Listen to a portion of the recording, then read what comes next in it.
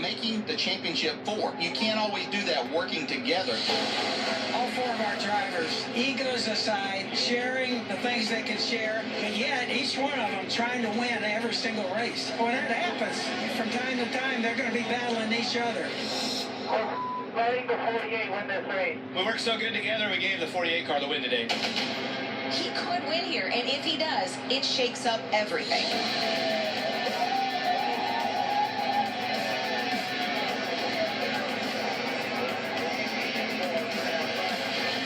I got the best teammates in the business. I'm a better race car driver now because of those 3 guys, and I'm going to imagine that at Homestead I'm going to have to beat at least one of those guys to win the championship. Joe Gibbs Racing very proud of the fact that all 4 of their drivers made it into the round of 8. Now they know for sure one is advancing into the championship 4. How many others will join them? Mike? Well, that's a great question, Rick. There are only 2 spots available, and there are 3 JGR teams still fighting for them. And Kyle Busch had some interesting comments about that. We heard what Kyle had to say after Martinsville. You could tell that he was a little bit frustrated that day, but it seems like he's thought about it a little bit more. He was asked about it in the media center here this week, and he said, look, the good thing about it is we still get 3 times the amount of data. We've got 3 other cars still sharing information. Actually 4 if you include Carl, who's already advanced to the championship 4.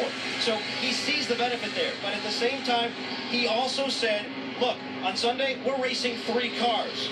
2 of them, by the way, are his teammates. He knows he's going to have to race them extremely hard.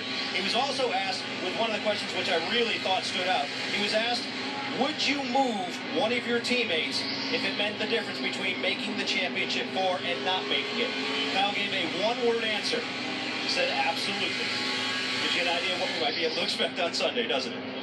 I think you ask any one of the 6 drivers that are still in contention for a championship 4 spot, and they would all unanimously say absolutely. Well, Denny Hamlin, I don't think Denny Hamlin said absolutely. I think it is in his remarks he said, you know, he wouldn't want to do that. But remember, Kyle Busch got moved out of the way and lost the race at Richmond. By his teammate. By his teammate. So you're asking a guy that got moved out of the way on the last lap coming to the checker, would you move somebody out of the way to move to a chance for a championship? What do you think his answer is going to be? Yeah. It's going to be, of course I would, because he was on the receiving end of that. So, you know, you race people the way they race you, right? That's how it works. I mean, it's a long season for a reason. It all comes around. And listen, I'm not saying Carl Edwards did something wrong. I know. You know, I'm not saying that Carl Edwards didn't do what he needed to do at Richmond. That's between Carl Edwards and Kyle Busch. I don't get to make that call. That's the call they make. But when you do that in May, you have to understand that in November the rules still apply. Marty? And guys, remember earlier this week on NASCAR America, Adam Stevens said, when I asked him, is it every man for himself now? He said, yeah, I think that's been the case for a couple of weeks now, that it's every team for themselves here in these final few races of the chase. So while the teamwork happens, you know, certainly Friday or actually Monday through Saturday, Sunday, it's every team for themselves. And earlier today, the 4 teammates of Joe Gibbs Racing went on a little hike this morning because the garage area didn't open until very late today. And there you see the 4 drivers. They made it to the top of Squaw Peak, which is right beside Camelback Mountain here in the Phoenix area, actually in Scottsdale. And Carl Edwards won that race, of course. And then he wouldn't tell me who the last person to make it up to the top was. But see, these drivers are still doing stuff together. That was a hike just with the 4 of them hanging out together, so they're still doing stuff together. But you know, Jeff, it's every man for himself Sunday, especially when it comes to a cup race and your chance to win a title. Well, listen, I think it has to be. I think that they are going to work together the best that they can. They've gotten here because they've worked together, shared information today, shared information going to the race. I think that's all what's going to happen. But I think come tomorrow, this is a self-serving sport. You have to be selfish. You have to be a little bit arrogant. You have to be a little bit caring about yourself more than everybody else if you're going to be successful in the sports. You can't live your life that way, but you can drive a race car that way, and that's what's going to be required. So Marty showed us that the picture of the four guys up the top of Squaw Peak and all of them smiling and looking happy. Well, Denny Hamlin actually posted another picture when they were walking down from the top of the peak, and his response to that was, these boys better be looking over their shoulder today.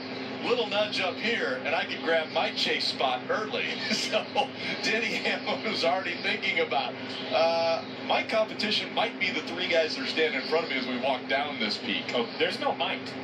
That's why I'm so fascinated to watch tomorrow afternoon. There's no might. Because say Kevin Harvick dominates and he wins, that's fine. There's still a position open with points. And Joey Logano's in the mix, and 3 Joe Gibbs drivers are in the mix. There's no might. These drivers will have to battle, will have to push, shove, and not be great teammates. So does Joe Gibbs sleep at all tomorrow night? I wouldn't even be in Phoenix. I'd be back in North Carolina watching that TV and pacing in my living room. Curled up in a ball? We're going to be watching the Joe Gibbs racing cars, but also we've got to keep our eye on the 3 of Austin Dillon and the 4 of Kevin Harvick. They start 6th and 7th in the race, so very close to each other. This is what happened last week in Texas. Kevin Harvick got into the back of the 3 of Austin Dillon. Austin Dillon slams into the wall. And Kevin Harvick immediately said, you know what, I'm sorry, I didn't mean to do it.